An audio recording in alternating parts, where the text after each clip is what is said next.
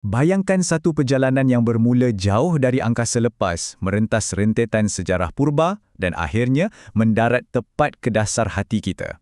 Selamat datang ke sesi kupasan kita. Hari ini kita nak selami kedalaman surah Al-Isra. Kita bukan sahaja akan melihat ayat-ayat ini dari sudut pandang sejarah melalui lensa tafsir Ibnu Katsir, tapi kita akan adunkan sekali dengan adab dan penghayatan rohani yang digariskan oleh Imam Nawawi. Memang satu gabungan yang sangat luar biasa. Jom kita mula. Okey, ini peta perjalanan kita hari ini. Dari keajaiban Isra' dan Mi'raj, kita akan turun ke sejarah Bani Israel, meneliti perlembagaan hidup Islam, mengintai rahsia roh yang misteri, dan kita tutup dengan adab bersama Al-Quran. Ringkas, padat, dan kita terus ke poin yang pertama. Bahagian pertama, kita berada di bawah keindahan langit malam, melihat sebuah mujizat kosmik yang betul-betul melangkaui logik akal kita sebagai manusia. Perasan tak surah ini bermula dengan satu perkataan yang sangat berkuasa, Subhanah, yang bermaksud Maha Suci Allah. Kenapa mula dengan kalimah ini? Ibnu Katsir jelaskan, ini sebenarnya satu isyarat awal, macam satu peringatan bahawa peristiwa yang bakal diceritakan selepas ini memang akan langgar habis semua hukum alam dan logik akal manusia. Jadi, sebelum otak kita mula nak persoalan macam-macam, kita dituntut untuk akui dan besarkan dulu kekuasaan pencipta kita. Dan bila sebut fasal perjalanan malam dari Mekah ke Palestin ni, Al-Hafiz Ibnu Katsir sangat tegas ya. Beliau tolak sekeras-kerasnya pandangan yang kata peristiwa ni cuma sekadar mimpi. Tak, bukan mimpi. Ini adalah perjalanan fizikal dan rohani yang nyata. Jasad dan roh Nabi bergerak secara serentak. Ia satu pengembaraan ajaib secara realiti yang diaturkan secara langsung oleh Allah. Sangat menakjubkan kan?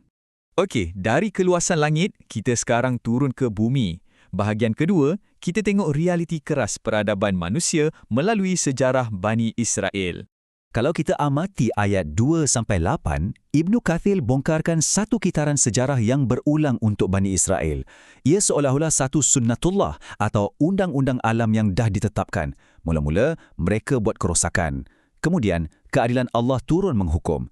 Tapi lepas tu, mereka ulang buat lagi dan akhirnya berhadapan dengan kejatuhan yang mutlak. Pengajarannya kat sini cukup tajam untuk kita. Tak kira siapa pun kita, keangkuhan pasti akan bawa kepada keruntuhan. Keadilan Tuhan tu sentiasa tegak. Seterusnya, bahagian ketiga. Selepas amaran sejarah tadi, surah ni bawakan satu penyelesaian yang sangat tuntas untuk kita amalkan. Surah ni sebenarnya bukan sekadar bercerita fasal sejarah lama tau. Mula dari ayat 23-39, ia bentangkan satu plan induk atau perlembagaan hidup yang sangat lengkap. Bermula daripada perkara asas macam tauhid, sehinggalah kepada penetapan hak asasi manusia yang sangat ketat. Antaranya larangan membunuh anak sebab takut miskin, jangan dekati zina dan semestinya lindungi nyawa. Ia betul-betul satu panduan yang komprehensif untuk hidup kita. Dan tengok pula macam mana perlembagaan ni ajar kita urus duit. Keseimbangan kat sini sangat cantik. Kita dilarang keras jadi kedekut, tapi pada masa yang sama, jangan pula sampai tahap memboros. Malah surah ni bagi satu perumpamaan yang sangat sinis. Siapa yang suka membazir ni, mereka diumpamakan sebagai saudara-saudara syaitan. Pedas kan? Tapi itulah hakikat ekonomi Islam yang sangat rasional dan realistik. Lepas tu, perlembagaan ni masuk pula ke ruang emosi yang paling dalam, keluarga. Perintah hormati ibu bapa diletakkan tepat selepas perintah menyembah Allah. Sampai tahap nak mengeluh atau sebut ataupun ufin kat depan mak ayah pun diharamkan secara mutlak. Bayangkan, perlembagaan Islam menjaga harmoni sosial kita dari titik yang paling asas, dari dalam rumah tangga kita sendiri. Kita masuk ke bahagian keempat. Setelah menyusun urusan masyarakat, surah Al-Isra mengalihkan fokus kita ke dalam diri, kepada satu misteri yang paling besar. Dulu, bila golongan Yahudi cuma nak uji Nabi Muhammad SAW tentang hakikat roh, jawapan wahyu dalam ayat 85 memang buat kita terkedu. Roh ni didefinisikan secara mutlak sebagai urusan dan domen Allah. Titik. Ia mempamerkan betapa terbatasnya ilmu kita sebagai manusia. Walaupun hebat macam mana pun sains dan teknologi kita hari ini, misteri roh ni tetap akan jadi rahsia eksklusif Sang Pencipta.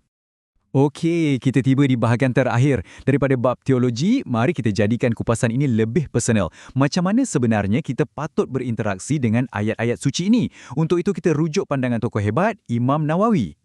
Imam Nawawi ada kongsikan satu amalan rohani yang luar biasa fasal surah ni. Berdasarkan riwayat Saidina Aisyah, Nabi kita takkan tidur malam selagi baginda tak baca surah Al-Isra dan surah Az-Zumar. Ini bermakna surah ini bukan sekadar untuk dibaca sambil lewa, tapi ia diamalkan secara konsisten sebagai perisai rohani dan renungan malam sebelum baginda melelapkan mata.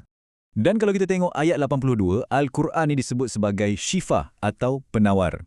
Imam Nawawi melihat perkara ini secara menyeluruh tau. Ia bukan sekadar ubat untuk sakit fizikal badan. Tapi apa yang lebih kritikal, ia adalah ubat paling mujarab untuk penyakit hati moden.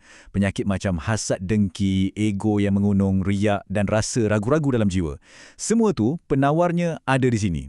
Sebab itulah Imam Nawawi tegaskan yang tadabbur sebenar tak boleh jadi satu proses yang pasif. Bacaan yang meresap ke dalam jiwa adalah bila tubuh badan kita sendiri bertindak balas. Macam tiba-tiba kita sujud tersungkur menangis bila dengar ayat azab. Atau cepat-cepat mohon rahmat bila lalu ke ayat rahmat. Ayat 107-109 membuktikan perkara ni, orang berilmu akan rebah menangis bila dengar Al-Quran sebab kalimah suci tu dah betul-betul pecahkan penting ego mereka. Jadi, dari keajaiban di angkasa lepas sehinggalah kepada undang-undang harian kita di bumi, surah Al-Isra' pada akhirnya berlabuh tepat ke dasar hati kita. Yang mana, ia meninggalkan kita dengan satu soalan yang cukup tajam untuk kita renungkan bersama hari ini.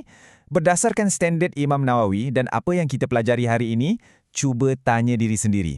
Adakah Al-Quran yang kita baca selama ini cuma sekadar menari di bibir atau ia sudah betul-betul menembusi dasar hati kita? Fikir-fikirkanlah. Terima kasih kerana sudi luangkan masa bersama saya untuk kupasan kali ini.